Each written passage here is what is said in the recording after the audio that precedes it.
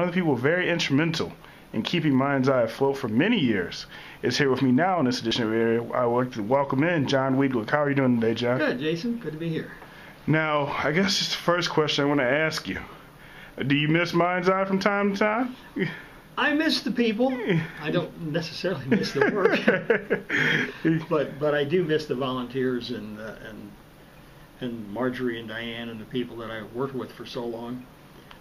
And there's a lot of volunteers that are still there since I've left, and so those were great people. I enjoyed working with them and just making the station go. But I've enjoyed being retired. It's keeping plenty busy, and I don't miss the commute back and forth in the snow and all that. So I guess I'm one of the newer people. I mean, I've only been at MindsEye a year, and I know a lot of listeners and volunteers. Oh, I know they all miss you as well there. They're like, oh, you know, anyone talk to John? And it's a good time they'll get to catch up. So I know people will be very interested in this interview. Well, that's good. It's good to know that I'm still missed and still remembered. Definitely. Now, like I said, MindsEye, 40 years tomorrow, exactly. And you were there. What time did you got there? A little bit after the original. Okay, I started in March of 1976. Okay, so you got there about 3 years after. Right. I knew about the station and had been involved a little bit in some of the planning, and that I was contacted because they had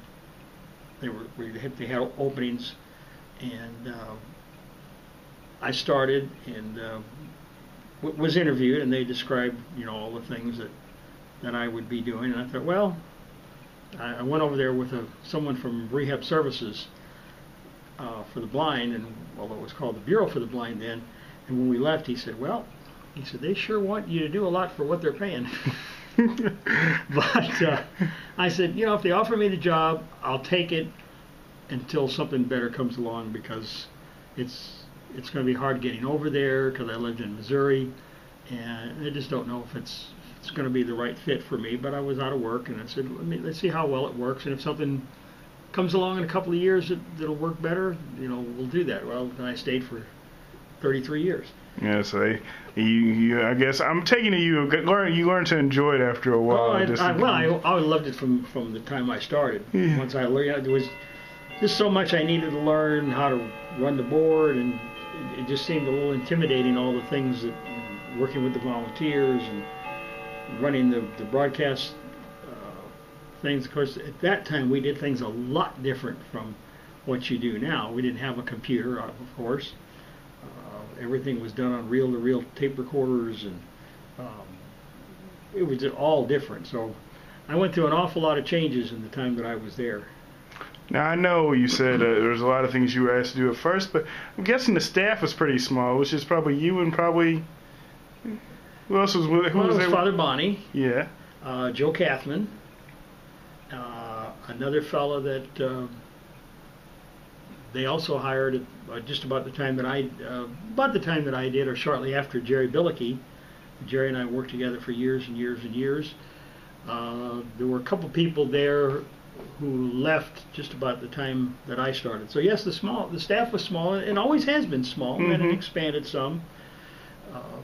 But the staff was pretty stable. There were changes, and I think I served through about 4 different executive directors and several engineers, some volunteer coordinators.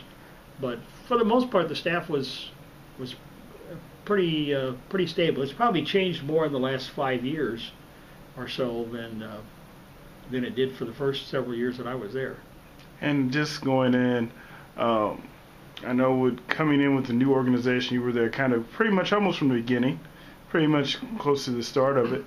What were some of the challenges, I guess, just getting MindsEye off the ground and getting awareness? I know back then you didn't have, like now we have social media, all that stuff you can kind of relay to people. You didn't have all those tools then, so how did you get the information out that MindsEye was around and available for people to use? I'm not sure how they did it in the first 3